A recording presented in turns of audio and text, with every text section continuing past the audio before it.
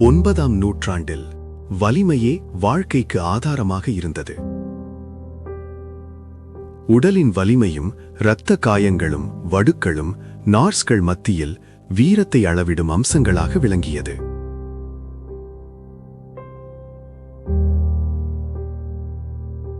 ஒரு போர் வீரனின் மதிப்பு போர்க்களத்தில்தான் நிரூபிக்கப்பட்டது.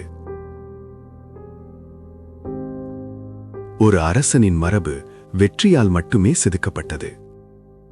ஆனால் வரலாற்றில் மிகவும் பயங்கரமான வைக்கிங் தளபதிகளில் ஒருவன் தனது சொந்த கால்களால் நிற்கக்கூட முடியாதவன். அவன் பெயர் ஈவார் த போன்லெஸ்.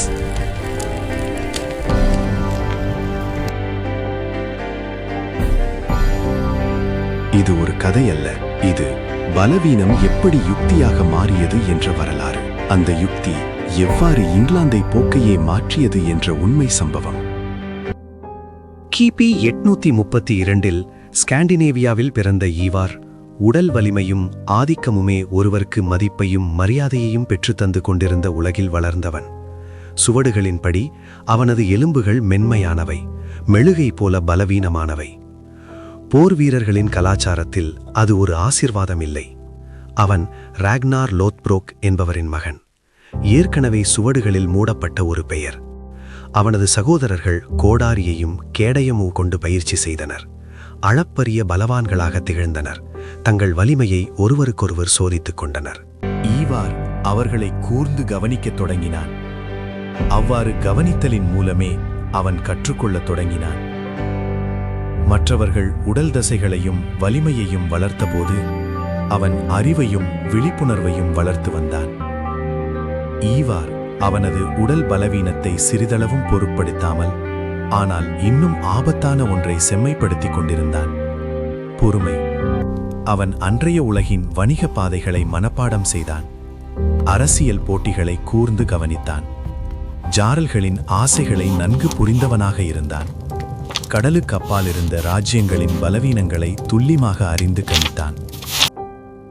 அவன் மனிதர்களின் உளவியலை முழுமையாக ஆய்வு செய்தான். தற்பெருமை எப்படி ஒருவரின் தீர்மானங்களை முடக்குகிறது என்றும், அச்சம் எவ்வாறு முடிவுகளை மாற்றச் செய்கிறது என்றும், சரியான நேரம் எவ்வாறு வெற்றியை தீர்மானிக்கிறது என்றெல்லாம் நன்கு ஆராய்ந்தான். மற்ற போர் வீரர்கள் எல்லோரும் அடுத்த கொள்ளைக்கு தயாரான போது ஈவார் மட்டும் நிரந்தர மாற்றத்திற்காக சிந்தித்தான். பொருளோ செல்வமோ அல்ல, அதிகாரம், கட்டுப்பாடு. அவன் ஒரு புரட்சிகரமான உண்மையை உணர்ந்திருந்தான்: போர் வெறும் உடல் வலிமையால் மட்டும் வெல்லப்படுவது அல்ல, அது சாமர்த்தியமான திட்டமிடலால் வெல்லப்படும் ஒன்றாகும்.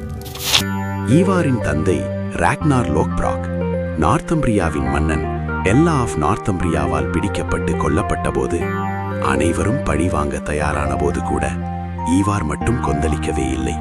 அவன் அமைதியாக இருந்தான். அவன் தன்னை மிகவும் அமைதியானவனாக வெளிப்படுத்திக் கொண்டான்.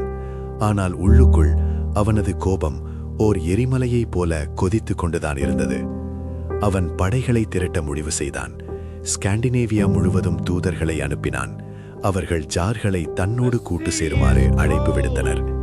போர் வீரர்கள் ஒத்துழைப்போடு முன்வந்தனர். தி கிரேட் ஹீதன் ஆர்மி உருவானது. ஒரு கொள்ளை படையாக அல்ல, ஒரு ஆக்கிரமிப்பு சக்தியாக. இது தங்கத்தை வேட்டையாடுவதற்காக அல்ல, இது உலகின் அதிகார அமைப்பையே மாற்றியமைப்பதற்காக.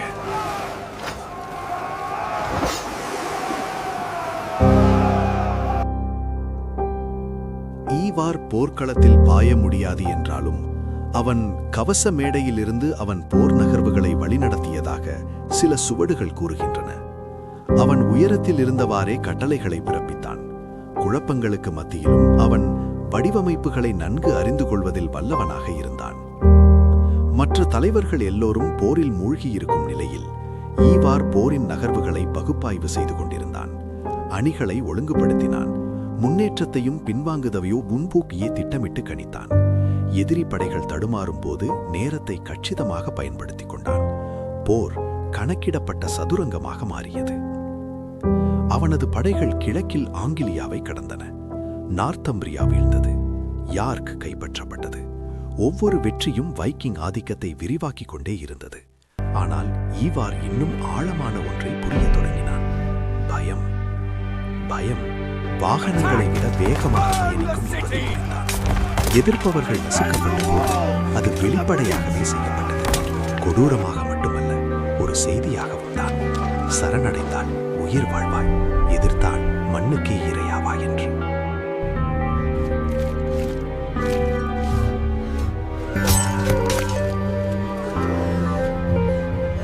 ஈவாரின் புகழ் அவன் சக்தியை பல மடங்காக பெருக்கியது.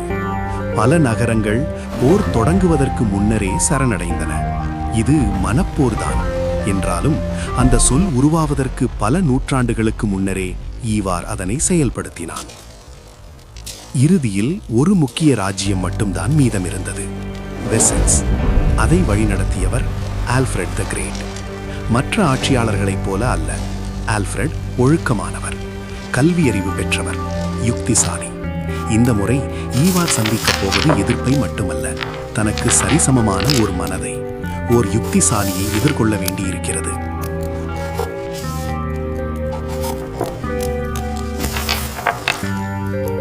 அவர்களின் மோதல் ஒரு ஆக்கிரமிப்பை தாண்டிய ஒன்று. அது கணக்கீடும் எதிர்கணக்கீடுமாக மாறியது. இங்கிலாந்தின் எதிர்காலத்தை வடிவமைத்த மிகப்பெரிய போர். வைக்கிங் கலாச்சாரத்தில் பலவீனமான குழந்தைகளை வளர்க்க மாட்டார்கள். ஆனால் ராக்னார் லோத்ப்ரோக் ஈவாரை வளர்த்தார். உடலளவில் பலவீனம் இருந்திருந்த போதும் அதனை சிறிதும் பொருட்படுத்தாமல் ஈவார் அவனது அறிவை தீட்டியதால் மட்டுமே வைக்கிங்களின் வரலாற்றிலேயே மிகச் சிறந்த தளபதியாக தன் பெயரை நிலைநிறுத்தி. வரலாறு ஈவாரை அதிக வலிமையான வைக்கிங்காக நினைவில் கொள்ளவில்லை, ஆனால் அதைவிட பயங்கரமானவனாக நினைவில் வைத்துள்ளது. அவனது உடலாற்றலால் அல்ல, அவனது மன ஆற்றலால். அவனது உடல் பலவீனமே அவன் மாற்றத்திற்கு வித்தானது. அந்த மாற்றம்தான் புதுமையை உருவாக்கியது.